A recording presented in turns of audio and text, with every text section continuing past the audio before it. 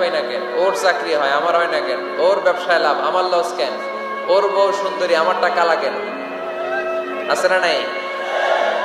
না, অভিযোগ করবেন না। আপনি যে অবস্থানে থেকে অখুশি, আপনি যেই অবস্থানে থেকে আল্লাহর কাছে অভিযোগ করতেছেন, আপনার এই অবস্থানে আসার জন্য অনেকে আল্লাহর কাছে দোয়া করতেছে, ঠিক কিনা? কিন্তু আপনি এই অবস্থানে খুশি না। অনেকে এই অবস্থানে আসতে চায়, তাদের স্বপ্ন যে তারা একদিন আপনার স্থানে আসবে, কিন্তু আপনি আপনার জায়গায় থেকে খুশি না। এজন্য উনজুর ইলা মান হুয়া আসফালা মিনকা, তোমার চেয়ে যে খারাপ অবস্থায় আছে তার দিকে তাকাও, তাহলে তোমার মনের দুঃখ ঘুচিয়ে দিবে কে?